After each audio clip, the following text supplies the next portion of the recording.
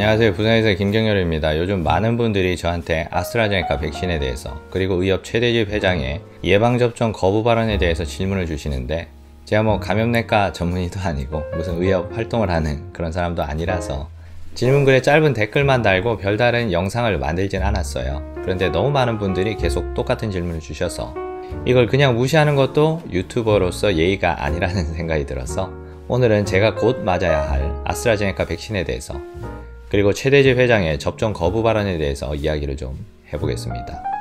우선 저는 백신을 맞을 생각입니다. 지난주에 무슨 서약서 같은 거에 사인하라길래 거기에 사인도 했고요. 그런데 제가 뭐 아스트라제네카 백신이 좋아서 맞는 건 아니고요. 효과가 더 좋은 화이자 백신을 맞고 싶지만 정부가 화이자 백신을 구하지 못했으니까 어쩔 수 없이 아스트라제네카 백신을 맞는 거죠. 의료진들은 모두 화이자 백신을 맞는다는 뉴스도 있었지만 대학병원에서도 일부 의료진 뭐 한 10분의 1 정도만 화이자 백신을 맞고 나머지 분들은 전부 다 아스트라제네카 백신을 맞는다고 하더라고요.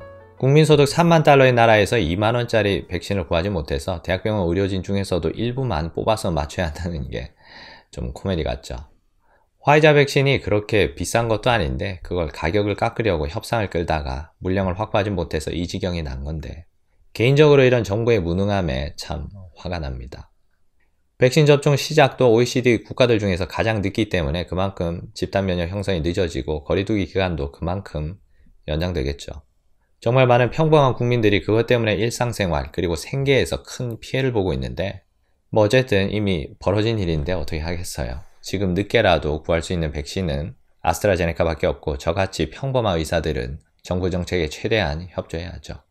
그래서 이번에 백신도 당연히 맞을 생각이고 부작용에 대해서도 크게 걱정을 하고 있지는 않습니다. 아스트라제네카 백신의 효과와 안정성에 대해서는 제가 구구절절하게 설명하는 것보다는 아래 설명란에 링크해 놓은 비욘드 닥터님 유튜브 채널 영상을 보시길 추천드립니다. 에비던스 베이스로 정말 깔끔하게 잘 정리해 놓으셨더라고요. 어쨌든 그래서 저는 아스트라제네카 백신을 맞는 게 별 거부감이 없었는데, 아스트라제네카 백신을 맞는 게 실험 대상이냐고 이딴 소리를 하는 정치인들 때문에 실험 대상이 된 것 같아서 기분이 별로 안 좋아요. 사실 미국이나 이스라엘처럼 대통령이나 총리 같은 사회 지도층이 솔선수범해서 백신을 맞는 게 이상한 게 아니잖아요. 너무 당연한 거고, 정치인들이 할 수 있는 쇼 중에서 거의 유일하게 국민들에게 좋은 영향을 미치면서도 지지율까지 올릴 수 있는 건데, 이걸 무슨 정치적인 공격으로 받아들인다는 게 저는 좀 충격적이었어요. 사회 지도층이 백신 맞는 모습을 보여주는 게 다른 나라에서는 너무 당연한 건데 이걸 할 필요가 없다고, 그리고 공정성 때문에 할 수 없다고 그러는 것도 좀 이해가 안 돼요. 그렇게 맞기가 싫을까? 뭐 어쨌든 저는 사회 지도층이 아니기 때문에 정부가 시키는 대로 아스트라제네카 백신을 맞을 생각입니다. 뭐 선택의 여지가 별로 없죠. 지금도 코로나 검사를 일주일에 2번씩 받고 있는데 백신 맞으면 코로나 검사 받는 횟수나 좀 줄여줬으면 좋겠어요. 그리고 의협 최대집 회장의 백신 접종 거부 발언에 대해서는 당연히 찬성을 안 합니다. 의학적으로, 윤리적으로도 맞는 이야기가 아니고 개인적으로도 저는 최대집 회장을 정말 싫어합니다. 저뿐만 아니라 대부분의 의사들, 특히 젊은 의사들은 최대집 회장을 극도로 싫어해요. 어쨌든 지금 백신 접종 거부랑 파업 이야기가 나오는 건 금고 이상의 형을 받은 의료인의 면허를 취소시키는 의료법 개정안 때문인데, 저도 그 개정안에 찬성하진 않지만 최대집 씨가 의협 회장으로 있는 이상 의사 파업이 일어날 일은 없을 것 같아요. 뭐 정부에서도 그걸 알고 법 개정을 추진하는 거겠죠. 그리고 그 의료법 개정안에 대해서도 말씀드리자면 강력범죄자, 성범죄자 의사들을 퇴출시키는데 반대할 의사는 없습니다. 아니, 오히려 의사들이 가장 바라는 게 그런 강력범죄자, 성범죄자, 사무장병원, 제약회사 직원들에게 대리수술을 시키는 범죄자 의사들을 퇴출시키는 거예요.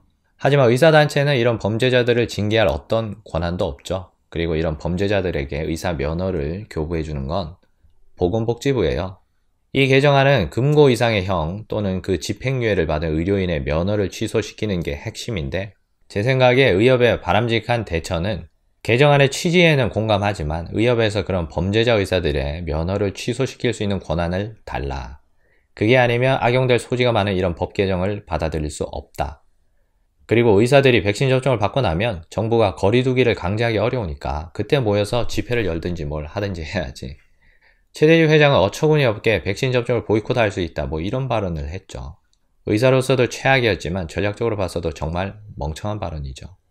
정치인들에겐 공격의 빌미를 줬고 한의사 협회장까지 숟가락을 올리고 있으니까 최대집 씨는 지금 국회의원에 출마하겠다 이딴 소리를 하고 있는데 뭐랄까 현실 인식이 안 되는 건지 아니면 진짜 엑스맨인 건지 알 수가 없네요.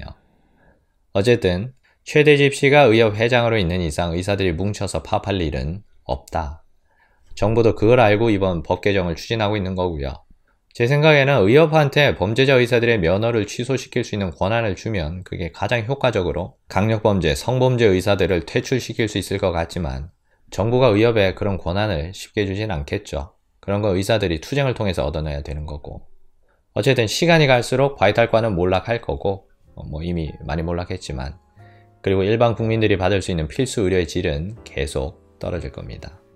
이상이 제가 받은 질문에 대한 대답이었는데 요약하자면 저는 효과가 좋은 화이자 백신을 맞고 싶지만 우리나라에는 화이자 백신이 얼마 없기 때문에 아스트라제네카 백신을 맞을 거고 부작용에 대해서는 큰 걱정을 하고 있지는 않다.